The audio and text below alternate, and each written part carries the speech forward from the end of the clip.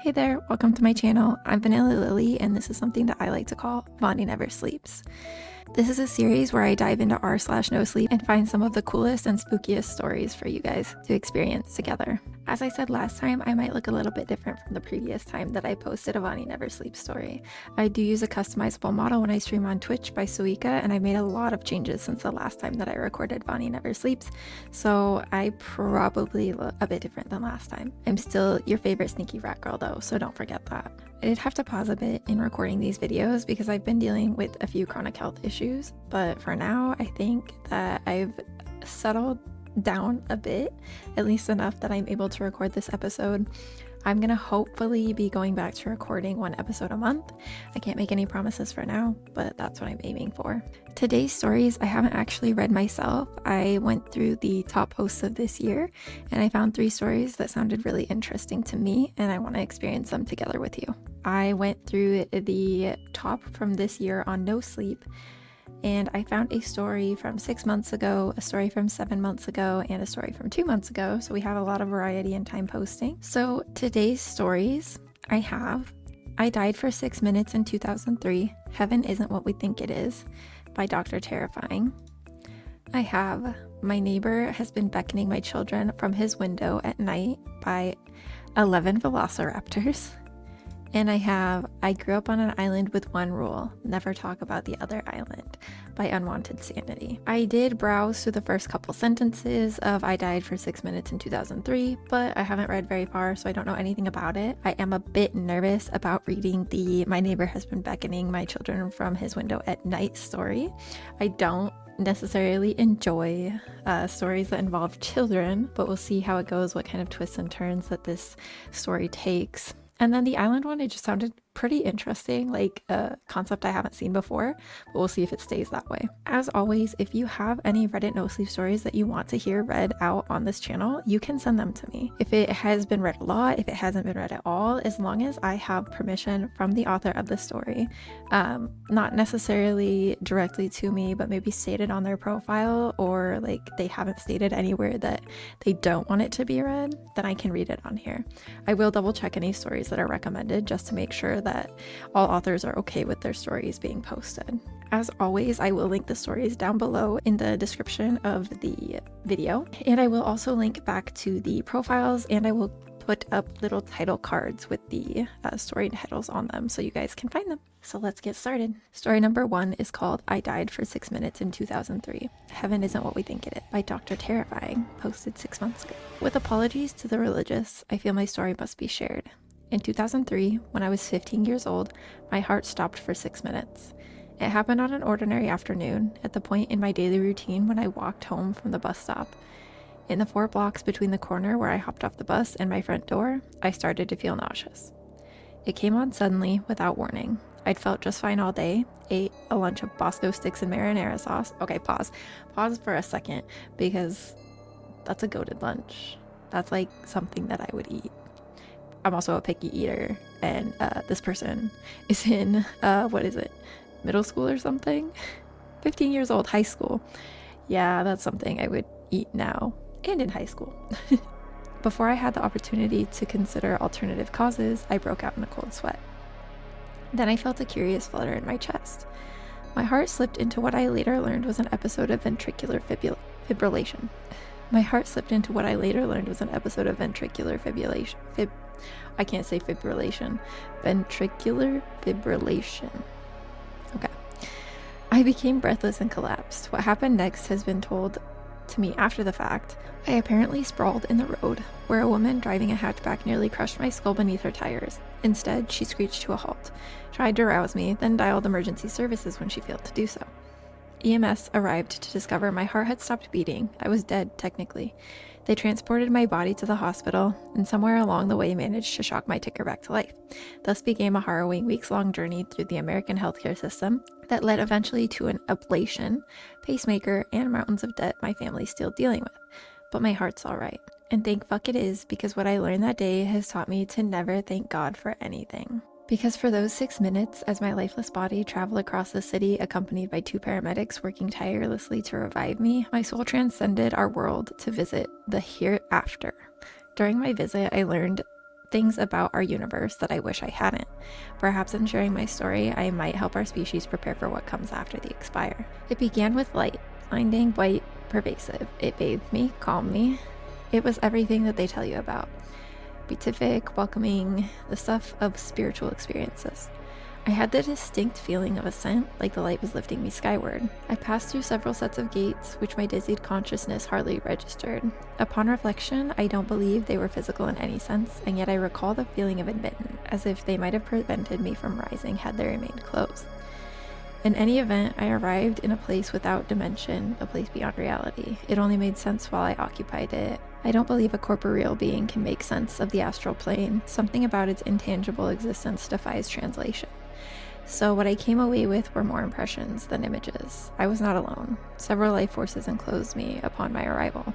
At first, because of my Christian upbringing, I believed them to be angels. In my incorporeal form, I made the spiritually equivalent gesture of opening my arms, anticipating their embrace. Instead, I felt myself shackled by their powers, like a colored dog. Humiliation and terror came over me. These were not the ethereal beings I'd been led to believe await us. These were cruel, unsympathetic overlords by whom I was fettered. Why? I thought, my soul wailing like a petulant child. Something like laughter returned, but it was cold, mocking. Thoughts floated into my consciousness like birds winging in and out of sight. They delivered some horrifying truths about existence that I'll do my best to relate to you now. Our universe, like many others running parallel to it, contains a pittance of the total energy in existence. It is a farm used to produce souls, which only arise in the precious conditions found in our cosmos. When you hear scientists talk about the improbability of the existence of our Goldilocks universe, it's because they don't actually come into being spontaneously, but rapacious beings with little care for the creatures they create. Our ultimate purpose, I learned in the custody of the spirits that shackled me, was to ripen until we were ready to serve them on their higher plane. The Big Bang gave birth to the universe to give rise to life, to eventuate into humanity, a sufficiently conscious organism that may be harvested for use as slaves on a higher plane, where time and space dissolve into an eternity we spend in servitude. Okay, I'm gonna pause. I'm gonna pause for a second here because what's life without a little bit of a existential dread? That's what it's called. Existential dread. What's life without a little bit of that?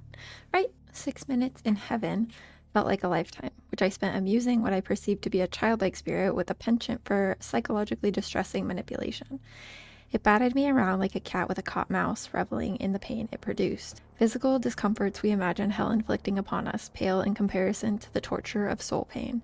Loss of a loved one comes closest, that piercing emotional damage resulting from trauma. Okay. When it became clear that my time had not yet expired on Earth and I was to return, I was told not to reveal their existence to the rest of my kind. My reward, they communicated to me, would be a marginally improved station among the slave population. Alternatively, if I managed to convince others of their existence, new horrors would await me when I returned. I can't imagine anything worse than what I amused beneath an ineffable grief and torment. For weeks, I tried to explain to anyone that would listen what I experienced. Everyone told me I'd suffered a very serious traumatic experience for a young man, and that left scars on my psyche as well as my heart. I gave up trying to convince them. I slowly began to convince myself that what they told me was true. I'd simply imagined it, a death dream as it were. The mind reckoning with its own imminent demise, trying to make sense of the experience. Then I met someone who claimed to have met God.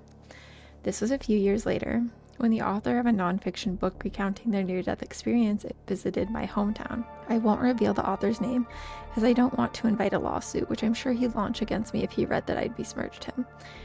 I attended a reading and afterward confronted him about his tale. I looked him in the eye and asked if he really met God, something I'm sure he's dealt with hundreds of times.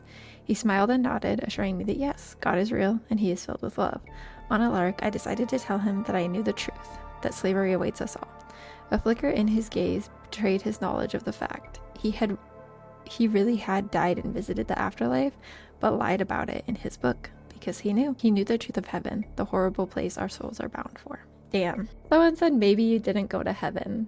Honestly, Maybe it didn't. Maybe they were like lying to you. I mean, like, you know, like the demons and stuff are supposed to lie to you. But I think like if you're young and you die, you're supposed to go to heaven. I'm not religious. I don't know too much about it. But damn, that was a good one. I remember when I was younger and I had a lot of like religious questioning myself.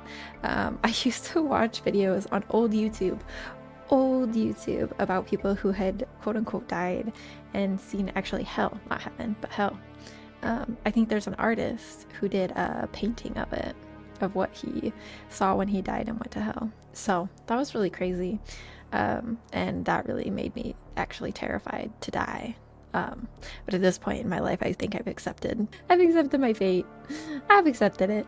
Whatever happens, happens. I think I've accepted that I'm not getting into heaven at least, but I'm a little bit scared of what happens after we die. I am sorry if my voice seems a little bit raw. We do have a lot of like bad air quality here from the fires up north. So I have pretty bad allergies as well as like issues from the smoke because I have asthma. And then on top of that, funny story if you're not a Twitch follower, I have actually been poisoning myself by drinking our city's tap water because I wasn't aware that they sent out a notice that we're not supposed to drink the tap water. And I was like, dang, why am I getting tummy aches so bad and I feel nauseous? And then I saw the announcement and I was like, oh my god, I'm poisoning myself. So I haven't been drinking the tap water since then, but that was an interesting thing to find out. But my throat, it kind of like, as I'm reading, it feels like it's a little gravelly, so I'm sorry in advance if it's like that. But I can't control it, and I just want to record this and get it done today. Also, if you hear any like tapping or scratching or knocking in the background, that is definitely my cat trying to get into the room, but I can't let him in because if I let him in, then he knocks down all my figures, and then it's just a mess. It's a mess, and he tries to eat thumbtacks off the wall. Guys, I can't explain it. I can't explain it. I don't understand him. I don't get it. Okay, I heard a weird. All right. Story number 2 is called "My Neighbor Has Been Beckoning My Children from His Window at Night." This one sounds pretty creepy. I don't know where this is gonna go, but I kind of hope that it's not gonna go to a weird place, right? We think it's gonna be at least like freaky, right? Like not like weird, like just freaky. Like pray with me, guys, okay? My neighbor has been beckoning my children from his window at night. This one is by 11 Velociraptors from 7 months ago. I, 33 male, live in Texas with my daughter, Alicia, AF, and my son, Jay, 4M. Their mom has been out of the picture for the past 2 years, not dead, just a piece of shit. And I've managed pretty well as a single father. The 3 of us lived in a 2-bedroom in a nice neighborhood. I've got a solid job and the kids are thankfully healthy. Everything was smooth sailing until one night 2 months ago, during which I was awoken by Jay poking me in the face. He was sobbing violently, though I recognized it as the "I'm afraid" kind of crying as opposed to the "I'm hurt" kind of crying, which made me a little less worried. Jay's always been nightmare prone, so I assumed that's what was causing him distress. When I asked him what was wrong though, he said, "The man in the house next door is making scary faces at me." Creepy. I think if my kid woke me up and was like, "The man in the house next door is looking at me weird," I'd be like, okay, I'm calling the police first of all. Second of all, I'd heard my fair share of Jay's stories about monsters terrorizing him from the dark corners of his bedroom, but this was something new. I assumed he meant our neighbor's house, and the lack of fantastical elements in his description made me uneasy. It felt too specific to be one of his usual nightmares. I got out of bed and walked with Jay in tow to my kids' room. Alicia was awake in the top bunk. From the soft glow of their nightlight, I could see her crossing her arms and scowling down at her little brother. I didn't turn on any lights to give myself a better view of the outdoors and peered out the bedroom window. Their window had curtains on it, but for once they hadn't been drawn all the way, and there was a small opening between them through which Jay must have looked out. One side of our neighbor's house, the one to our left from the street, was visible from Alicia and Jay's room. There were 2 windows on the neighbor's side of the house, but it was too dark inside to see anything. I recalled from what I'd seen in the daylight that the window on the left, the one closest to the front of the house, was the kitchen. I wasn't sure what the window on the right was, as it always had its curtain drawn. I asked Alicia if she'd seen anything, and she shook her head. He's always having nightmares and crying. I don't want to share a room with him anymore, Dad. I never get any sleep. It's not fair. Of course, hearing that made Jay start crying again, so I let him sleep in my room for the night. He had his TMNT indoor camping tent that he prefers to his actual bed. Honestly, at that point, I half suspected his nightmare to be a ploy to get me to let him camp.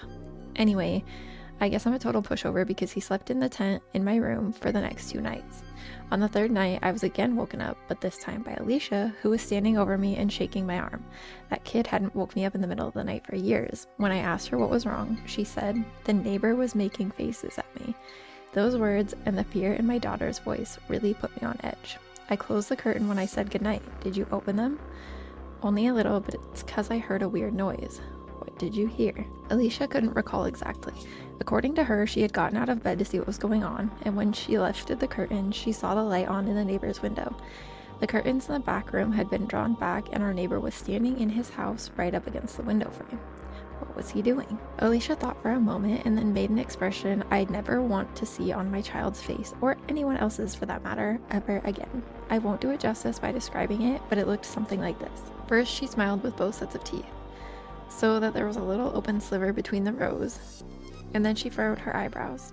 She inclined her head towards me, kind of Kubrick stare-esque, I don't know what that means, and strained the muscles in her neck. The worst part, though, was what she did with her hands. She held out her left arm, forearm up, then she clenched her right hand into a fist and moved it back and forth rapidly over her forearm. Poor thing described it as playing the violin, but it seemed pretty obvious to me what my neighbor was pantomiming cutting. Disturbed, I told Alicia to stop and to not make either the expression or the gesture again. I was angry and confused. My neighbor, a man in his 40s, was a bit of a recluse, but he seemed normal enough in the 3 or 4 times that I've spoken to him. I couldn't fathom why he'd do something like this to my kids. So like basically her face was like, I can't recreate it with the model, but that's like evil. That's creepy. I would be very scared as well. After asking Alicia a few more questions, I realized that my neighbor might not have done anything technically or at least legally wrong. It wasn't against the law to make inappropriate gestures in your own home, but it seemed like he was targeting my kids specifically. Legal or not, I planned to have a little chat with him the following morning. My last question to Alicia was if our neighbor had made any other gestures, and she nodded. Then she started making beckoning come here motions with both of her hands. I had Alicia sleep in my room for the night as well. I also checked out the window in my kids' room, but like before, I saw nothing. Their house was completely dark. The next morning before work, after dropping Alicia and Jay off to school, I spent a good 5 minutes knocking on my neighbor's front door. I figured he was home since his car was in the driveway, but he never answered the door. Eventually, I had to leave for work, and as I was walking away, I turned around quickly to see if he was watching me. He was, the coward. I saw him for a split second at the front window before he ducked beneath the sill and out of view. Clearly the guy has problems. I yelled out to him to stop fucking with us and then left. The same night, I put a plan in motion. While my kids slept in my room, I hung out in theirs. It was Friday night, and I was ready to pull an all-nighter so I could catch my neighbor in the act. Although I trusted my kids, I wanted to confirm that there was actually something nefarious going on before I escalated things. I made sure the house was locked up and all the curtains drawn, tucked my kids in, and sat on the floor under the window in their room. Around 9, I started marathoning midnight mass on my phone. I didn't want to wear headphones and miss any strange sounds, so I kept the volume low and mostly read subtitles.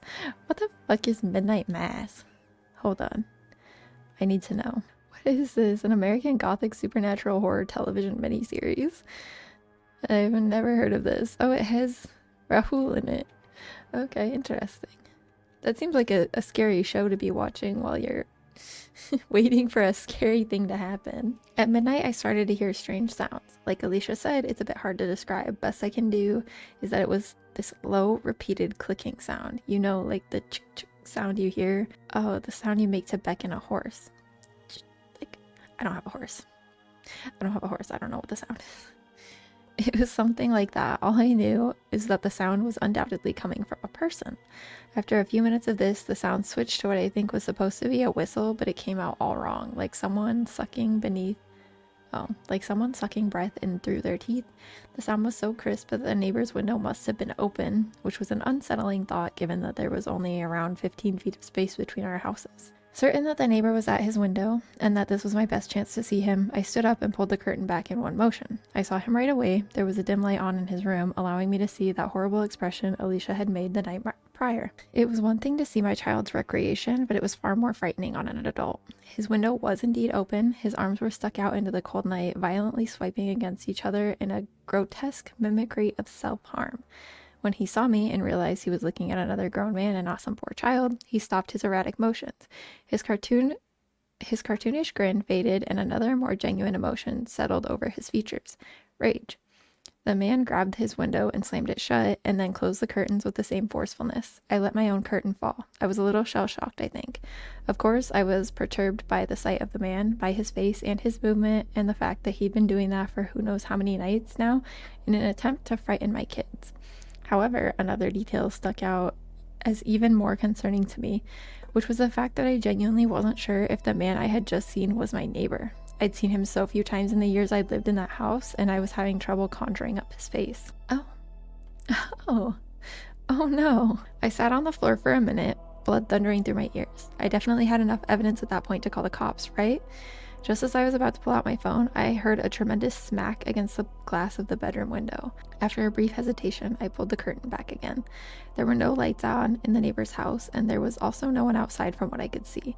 I pulled the curtains back a little further and saw a handprint in the top corner of the window pane. It's worth noting that our house is on a raised foundation, and that particular window is very tall, so even though the window is on the first floor, the man outside would have needed an insane vertical to get his hands up there. I pulled out my phone and dialed 911. As I explained the situation to them, I quickly walked around the house to see if I could catch a glimpse of the man. My last stop was my bedroom. Once inside, I locked the doors and, while still on the phone with the operator, I took my handgun out of the safe in the closet. My heart was beating out of my damn chest, but I knew I had to stay calm, even more so when I saw that Alicia was awake and looking out of the tent at me. I reassured her in as few words as I could, whispering that we were okay, but that we needed to stay very quiet. Oh, Jesus. Okay. I sat on the edge of my bed, my firearm ready and my ears straining. My kid's tent was in the corner, and to the left of the tent, in the middle of the wall directly across from where I sat, was a window. After what felt like an eternity, I saw something. It was a cloudless night, and the moonlight was bright enough that I could see a silhouette through the white curtains.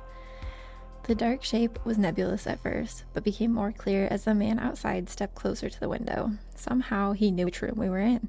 The silhouette didn't move for several minutes, and I remember being thankful for that from the angle at which he sat.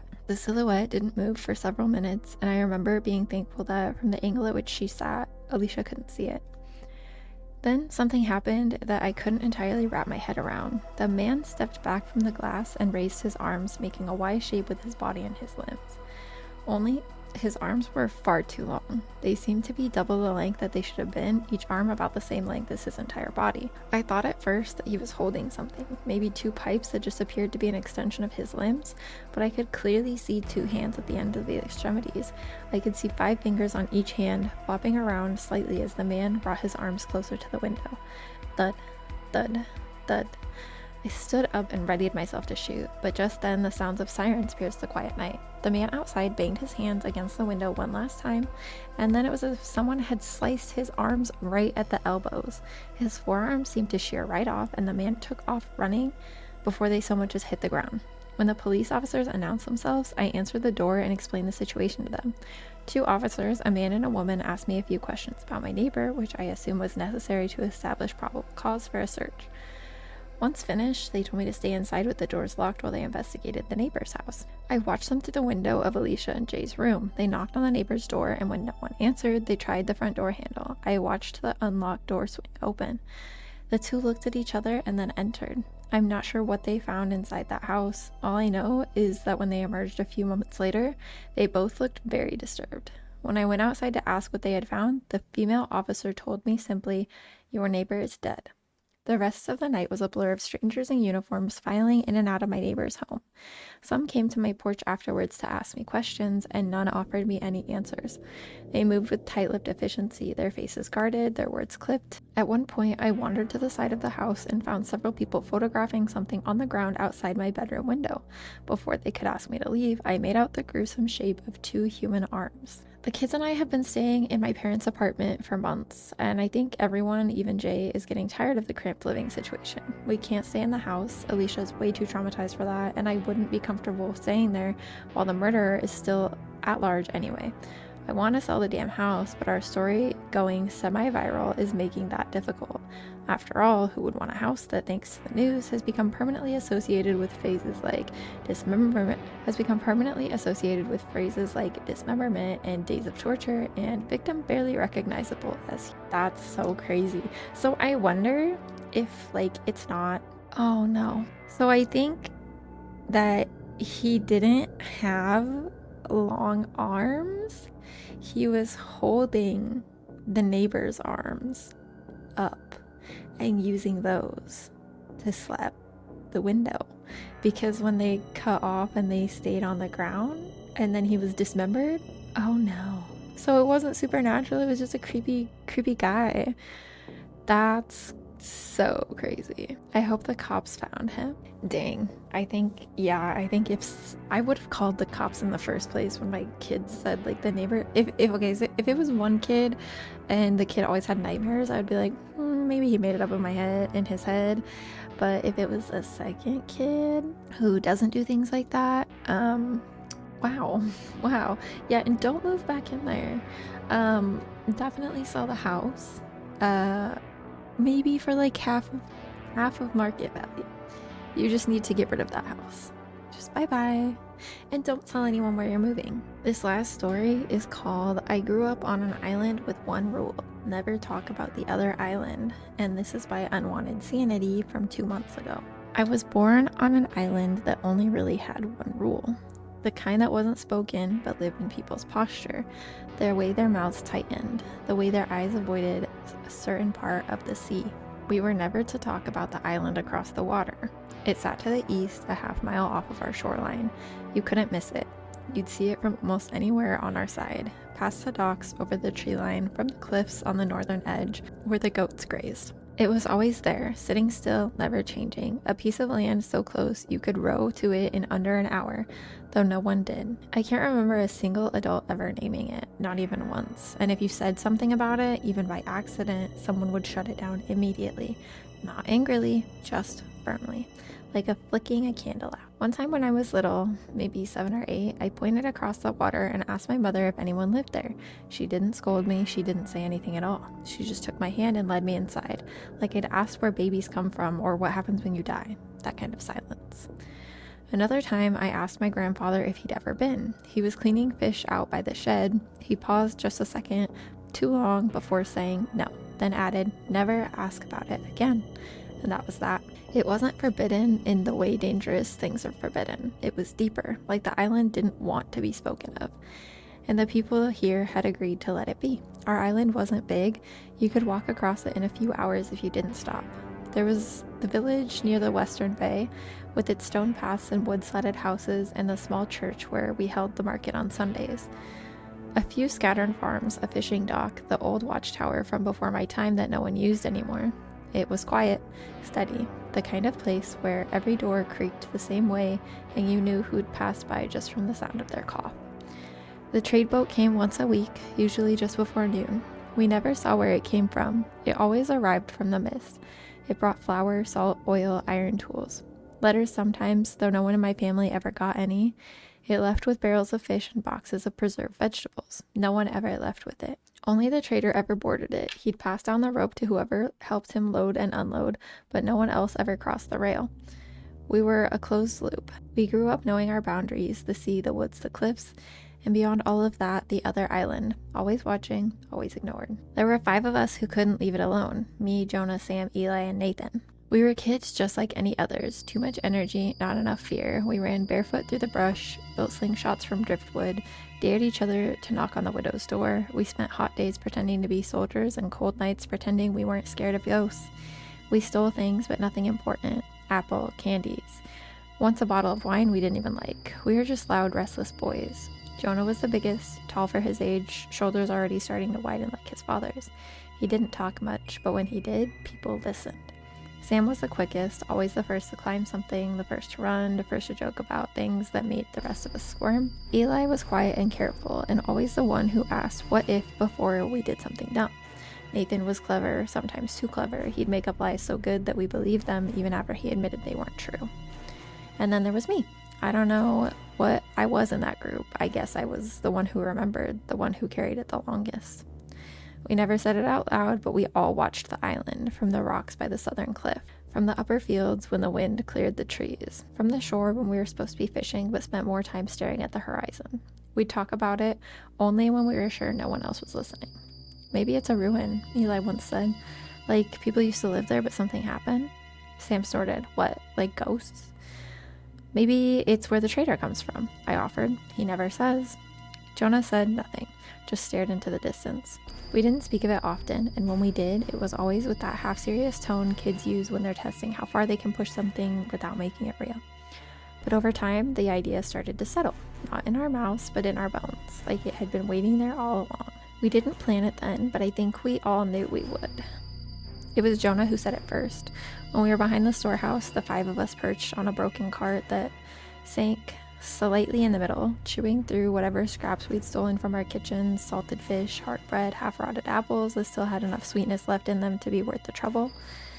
The kind of food that tasted better because it wasn't given to us.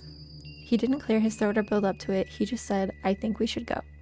Like he was talking to himself. No one asked where. We all knew. That silence, the way no one looked at each other, the way we kept chewing like the words hadn't landed, that was agreement. Sam spat a seed into the dirt. Tomorrow? Jonah didn't look up. 2 mornings before sunup. Nathan nodded. Eli wiped his hands on his pants. I didn't say anything, but I was already picturing the tide. We met 2 mornings later, just before sunrise, in the kind of pale, still light that makes it feel like the world hasn't started yet. The moon was still visible, hanging low in the sky like it hadn't made up its mind to leave. The dirt was damp from the night air, and everything around us smelled like the ocean. Not fresh like wind and salt, stale like old ropes and barnacles in the inside of a bait barrel. We didn't bring much. A couple of flasks of water, a loaf of bread wrapped in a cloth, some rope, a pocket knife none of us could use right. Eli brought his father's compass. The face was cracked, and the needle had a habit of drifting even when you held it steady, but he brought it anyway. Sam brought a hammer for some reason, though he never said why. Jonah had taken the skiff from the far end of the dock where the unused boats were kept.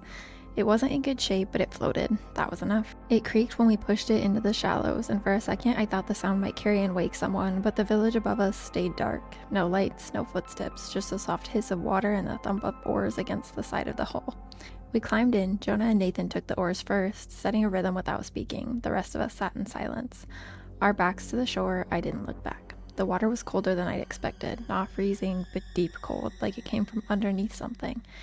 There wasn't much wind, just a faint breeze that moved in slow, irregular pushes. It brushed the surface of the sea in places. I watched the light from the sky ripple and disappear beneath the oars as we moved. As we got further out, the shape of the island came into view, slowly, like it was pushing through a fog we hadn't noticed before. I'd seen it all my life, but only from the shore. Now, from the water, it felt different, bigger, heavier. The trees formed a jagged silhouette against the sky, and the hills behind them looked like sleeping animals just starting to stir. The closer we got, the more it felt familiar. The shape of the coastline, the slope of the land, it was like rowing toward a memory, when you couldn't fully place until you were inside it.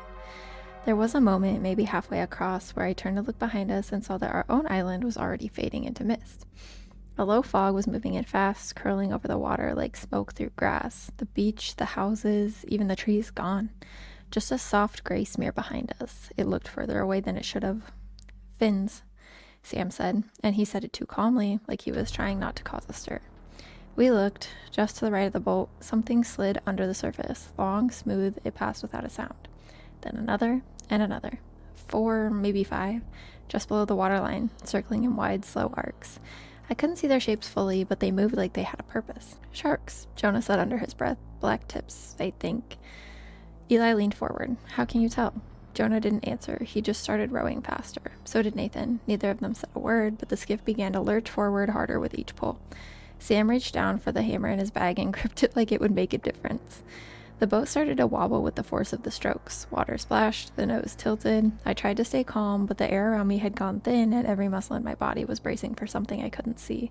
The island was close now, close enough to see the rock line clearly. No dock, no paths, just broken shoreline and a thick brush that came almost down to the water. A crooked tree leaned out over the water near a narrow stretch of beach, barely wide enough to stand on. It looked untouched, uninviting. Then came the hit. A soft thud followed by a jolt that rocked the skiff. Like we'd slammed into something just below the surface. "Reef," Jonah barked. The boat tilted violently to one side, then the other. Water surged in through a crack below the center bench, cold, fast rising. Something heavy clattered against the boards, maybe the hammer. A second later, one of the bags split open and spilled across the bench. Bread, rope, the knife, all sliding towards the low side. "Out!" someone yelled. We didn't argue. We moved. The skiff was already sinking under us, one side dipping hard. I kicked off the bench and dove, not even sure if I was jumping or falling. Water swallowed me to the neck. The cold hit like a punch, and my breath locked up in my chest. Behind me, splashing, gasping, limbs crashing into water, I could hear it all, but I didn't look back. The current fought harder than I expected. My arms were sluggish, my legs heavier than they should have been. I kicked toward shore, every breath shallow and burning. Something brushed past my foot, too fast to register, too soft to be a log. It didn't stop. The distance couldn't have been more than 30 yards, but it felt like swimming through glass, the kind that keeps pulling you down instead of letting you break through. When my fingers finally hit rock, I hauled myself forward so fast I scraped both elbows raw. I didn't care, I just wanted to be out. One by one, the others crashed onto the beach behind me, crawling, dragging, coughing up seawater. The skiff was already gone, either swallowed by the reef or drifting half-flooded back into the mist. None of us had our bags. No compass, no food, no knife. The hammer was probably at the bottom of the sea by now. Everything we'd packed was gone. We stood there, shivering, dripping, catching our breath. One by one, we looked at each other, counting. 5 of us. No one missing, no one hurt, at least not badly. Then we looked around. It took a few seconds before anyone spoke. "This is the same place," Sam said, slower this time. "It's the same beach." It almost looked like it. Some crooked tree leaning out over the water like it was eavesdropping, same cluster of black rocks jutting up along the curve of the cove, the same soft slope leading into the tree line beyond. Even the shape of the shoreline felt familiar, like we'd looped through time instead of space.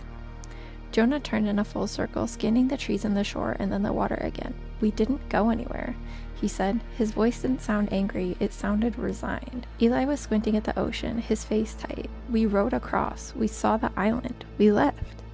He didn't say it like he was arguing, he said it like he was trying to remind himself. No one responded. We started walking, slow at first, still trying to make sense of it. The beach looked nearly identical to our own, but it wasn't. The rocks were a little too sharp, the slope rose at a slightly different angle, the tree line was thinner, the color of the grass wasn't quite right, close enough to confuse us, different enough to keep us on edge. I kind of saw this coming. When they said that the other island faded behind them, I was like, it sounds kind of sus. Like, I wonder if that's why they aren't going there. There was a narrow path leading off the beach and into the woods, just wide enough for the two of us to walk by. There was a narrow path leading off the beach and into the woods, just wide enough for two of us to walk side by side. None of us remembered it being there before. The air was different as we climbed, heavy and warm, just like the weather had changed without warning. The trees swayed gently, but the grass up on the slope moved just a little too much. Jonah took the lead, Sam behind him, then Nathan, Eli, and me. We'd only made it about 30 or 40 paces up the trail when Nathan came to a stop. At first I thought he was just catching his breath, but then I noticed where he was looking, up the slope toward the tall grass hugging the hillside. I followed his gaze and froze. She was so close, a very tall woman. She wasn't walking, wasn't moving at all, just standing in the grass like she'd been waiting for us to see her. No one spoke, no one moved. Even the wind kept going like she wasn't part of the world. The grass around her swayed. Her dress clung damply to her legs, but she didn't shift, didn't breathe. Her arms hung straight at her sides, too straight, too heavy, like she didn't know how they were supposed to work. She stood maybe 10 yards uphill, close enough to see the wrongness in how she carried herself. Her posture looked almost human, like a figure drawn from memory by someone who'd never actually seen one. That's when I realized what had hooked into my brain. Everything around her moved, but she didn't, not even a twitch. "Do you see her?" Eli's voice was low, tight, like he wasn't sure if he was talking to us or himself. Of course we saw her. None of us had looked away. It felt like blinking might break some invisible barrier and make her come closer. Then she smiled. I didn't understand why it made my stomach twist at first. It wasn't exaggerated, it wasn't monstrous, it was subtle, just wrong. Her mouth stretched into what should have been a smile, but the shape was off. The corners bent down instead of up, like someone had tried to mimic it from memory and gotten the geometry wrong.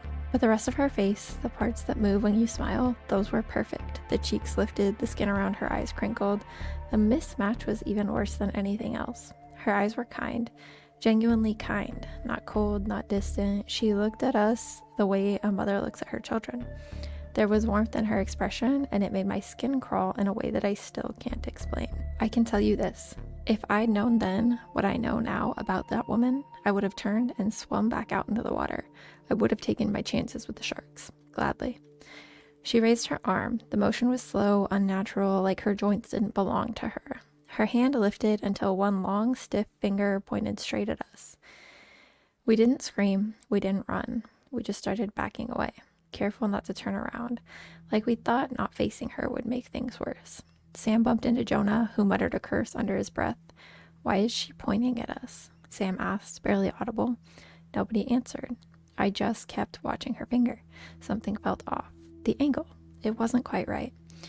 Eli squinted, stepping half a pace forward. "Wait," he murmured. "I don't think she's pointing at us." I looked from her finger to her face. He was right. Her eyes weren't on us. They were aimed just above our heads. Her arm cut across the air in a straight line, not to us, but over us. That's when I felt it, that slow pull in my gut, the primal feeling that something was behind me. We turned, all at once, and saw 5 people standing in the woods behind us, just beyond the path, half shaded by the trees. Not hidden, just waiting. They looked like us. Same height, same hair, same builds, but they were wrong in ways you didn't notice at first. The clothes were mirrored, buttons on the wrong side, shoelaces tied in configurations that didn't make sense. Nathan's double had a tear in his shirt, but on the opposite side. Eli's double stood with his arms crossed like he always did when he was nervous, except the arms were reversed, left where the right should be. They weren't moving, just standing there, perfectly spaced, aligned, like mannequins arranged in a storefront. We didn't speak, they didn't either, just stared, expressionless, like they were waiting for something. I stepped back without meaning to. The crunch of leaves underfoot sounded deafening. The air had changed, not colder, not darker, just wrong. Like the rules we trusted had quietly stopped applying. I glanced back at the woman. She was still there, no longer pointing. Her body hadn't moved an inch, but her head was pushing forward, just her head, tilting, straining toward us like it was being reeled in. Her neck stretched too far, vertebrae visible under the skin that looked too tight to bend, like she was trying to close the distance without taking a step, like she wanted to reach us with her face alone. She stared at us with the same backward smile, mouth bent into a shape sorrow would never take. And those warm, impossibly kind eyes, that contradiction, grief twisted into joy, settled in her face like it had always belonged there. Her eyes were on us now, not the devil's, us. I could feel the weight of her attention pressing against my chest. Eli made a sound, a sharp, shaky breath that collapsed into a sob. Quick, uncontrolled. That was all it took. Her body didn't move, her face didn't change. She just opened her mouth and screamed. It didn't sound human. It didn't sound like anything that should exist. It started low, like the groaning of a ship under pressure. Then it rose into something sharp and metallic, like rusted metal being torn apart underwater. The pitch climbed beyond what a person should be able to produce. We hit the ground instantly, hands to our ears. The sound wasn't just loud, it was inside us, in our bones, our teeth, our skulls. Sam was yelling something, but I couldn't hear it. All I could hear was her. And then it stopped. No fade, no echo, just gone. The silence that followed hit just as hard. My hearing felt muffled like I'd been underwater. For a few seconds, I could only hear my own breathing, sharp and uneven. When I looked up, she was gone, and the others, the one who looked like us, they were gone too, disappeared without a trace, like they'd never been there at all. "I want to go back," Eli said behind us, his voice cracked halfway through. "We shouldn't have come here, we need to leave." None of us answered. We didn't have a plan for any of this. We didn't even know what this was. "I think we are home," Nathan muttered, but it came out wrong. No one agreed, no one even looked at him, because whatever this place was, it only looked like home. And now it knew we were here. We had no boat, no choice, so we moved inland. There wasn't a conversation about it, no group decision, just quiet understanding that staying where we were felt worse than pushing deeper into the island. We didn't know what we were looking for, maybe shelter, maybe sense, but doing nothing seemed like asking for whatever came next. The forest swallowed us quickly. The path that had been there a few minutes ago disappeared behind a wall of brush and bark. The deeper we walked, the stranger everything became. The trees were wrong, not in obvious ways, nothing that would scream out to someone who just arrived. But we knew trees. We'd grown up climbing them, chopping them, counting the rings of ones that had fallen in storms. And these felt like copies, imitation, like something had tried to recreate them from memory and missed the proportions. Too many knots, branches that twisted back toward the trunk, bark that felt like damp cloth when your hand brushed past it. The ground was soft, but not with moss or leaves. It felt loose, like something had recently shifted underneath it. The air smelled like iron and mildew, and something sweet rotting deeper in the woods. Eventually we found a clearing, no wider than a fishing boat. A fallen tree split it down the middle, half uprooted with thick green moss crawling along its trunk like veins. Jonah sat down on it, hands on his knees, his face pale. "What the hell was that?" he asked. No one had an answer. Sam was pacing again, running a hand through his hair over and over. Eli stood with his back to a tree, eyes scanning the brush as if he expected the woman or something else to step through it at any moment. That's when we heard it, a click, soft, mechanical, out of place. Not a branch snapping or the wind shifting, but the distant sound of a latch lifting, a door somewhere ahead of us in the woods. None of us said to move toward it, but we did. No one suggested turning back. No one asked if we were sure. Maybe it's because saying it out loud would make it real, or maybe because that sound, the quiet metallic certainty of it, felt like a thread pulling taut, and we couldn't stop ourselves from following where it led. As we moved, the forest didn't grow thicker. It grew darker. The light filtering through the trees lost its sharpness, not just shade, like the sunlight itself had started to dim before it reached the branches. The air pressed in again. Not sharp, like on the beach, heavier, like something watching had started to breathe. Eventually the trees broke into another clearing. The grass here was shorter, yellowed and dry, crunching underfoot, and in the middle of it stood a house. None of us spoke first. It wasn't broken down or ruined, just old, weathered boards, sun-faded paint, a small porch sloped slightly to one side, and the roof looked like it had sagged a little in the middle, like something heavy once sat on it. It looked like the kind of house someone might still live in. We approached slowly, cautious, not curious. Something about it made our steps slow down without us talking about it. I kept scanning the woods, half expecting someone to be standing behind them, watching. Nathan stopped before the others did. He tilted his head slightly, then pointed to one corner of the porch. "My dad made a post like that," he said quietly. "What do you mean?" I asked. He didn't answer right away. He walked a few steps closer, squinting at the frame around the door, then to the woodwork under the windows. "It's like our house," he said. "It's not the same, but it's close." He stepped up onto the porch. We followed, hesitant. None of us wanted to be near the place, but no one wanted to let Nathan go alone either. The door was already cracked open, just a few inches. Nathan hesitated anyway, like something might still reach out and shut it. Nothing did, so he pushed it open the rest of the way. The smell hit first. Just stale air and old wood, like a room that hadn't been opened in too long. The kind of place where dust doesn't float, just settles into the walls. It looked small from the outside, but the inside felt deeper, bigger than it should have been, like the walls had stretched just enough to be wrong. Inside, the light was dim and orange tinted, like it was filtering through the wrong kind of glass. The hallway was narrow. A coat rack on one side, faint scuff marks on the floor, a chair in the corner that looked familiar, though I couldn't say why. Nathan stepped in first. We followed slow. Nathan was quiet. He was looking at the photographs on the wall.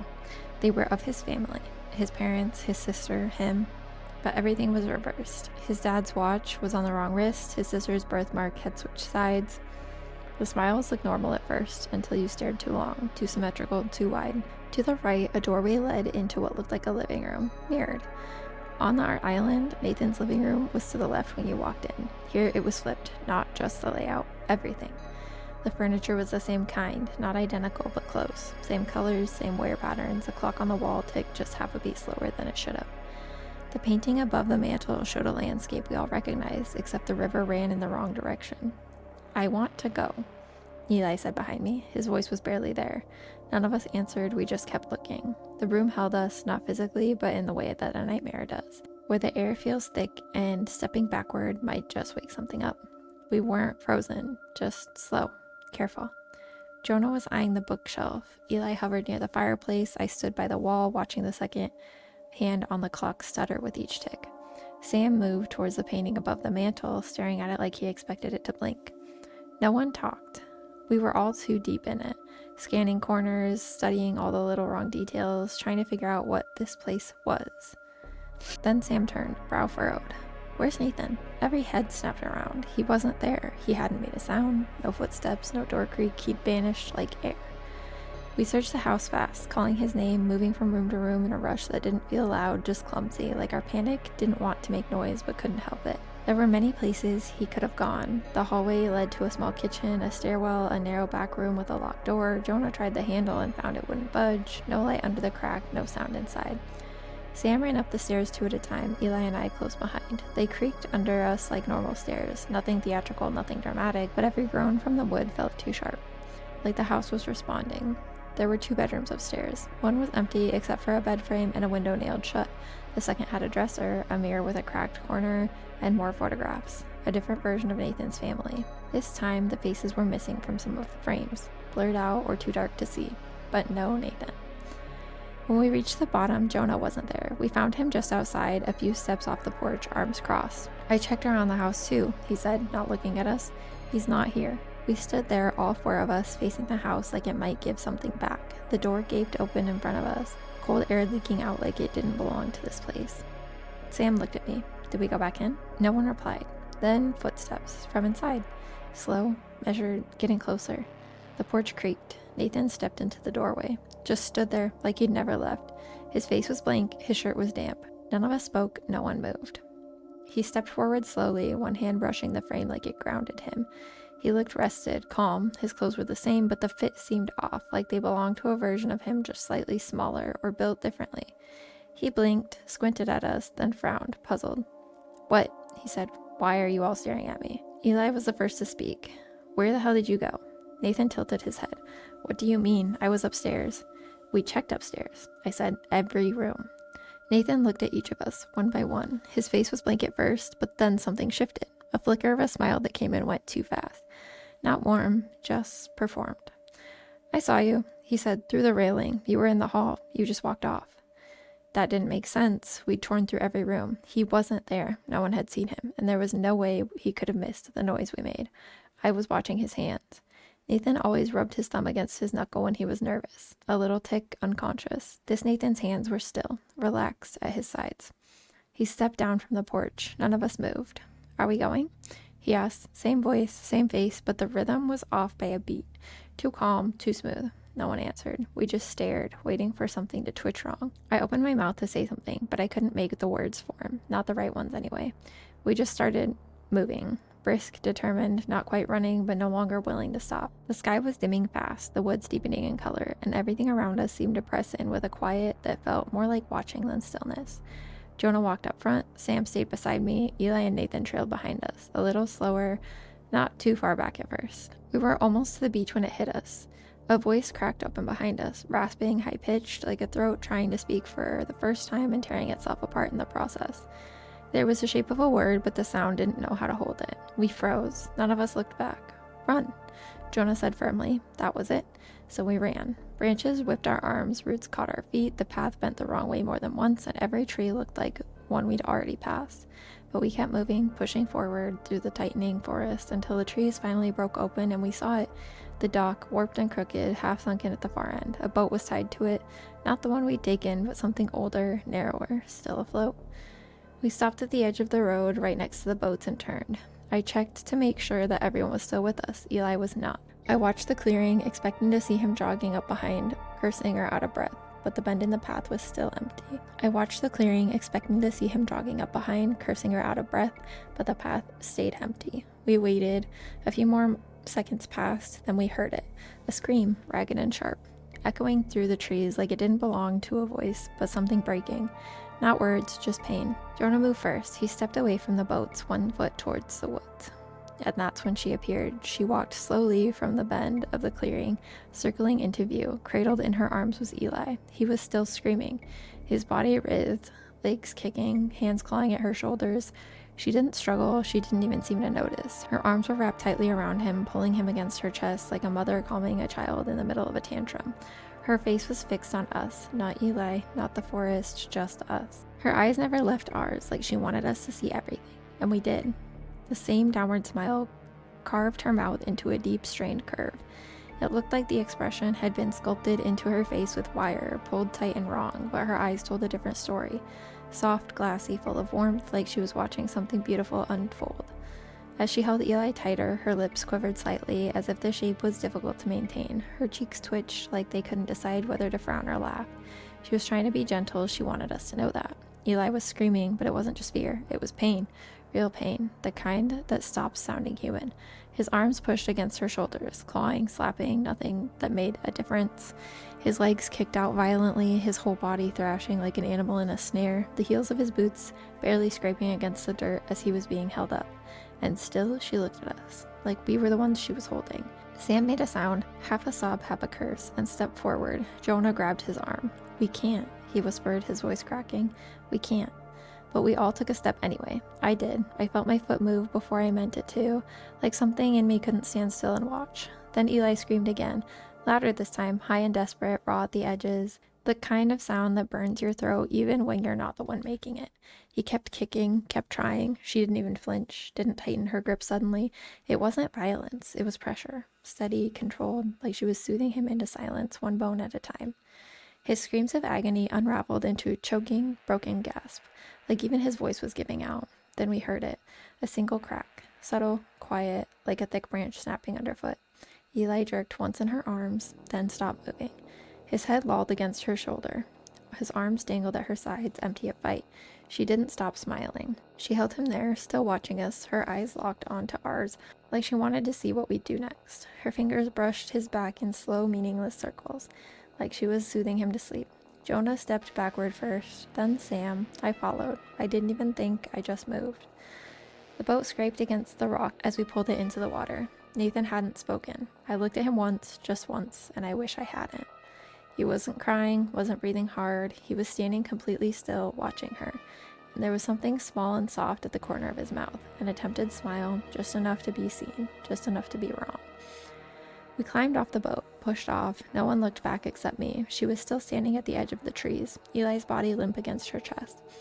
One arm wrapped around him like he was hers. The other lifted slowly. She waved. We didn't speak on the water. None of us touched the oars at first. The tide pulled us gently, like the sea itself was too tired to fight. The sun had almost slipped beneath the horizon, casting everything in that strange copper light that makes the world feel unreal, like you're seeing it through memory instead of your own eyes.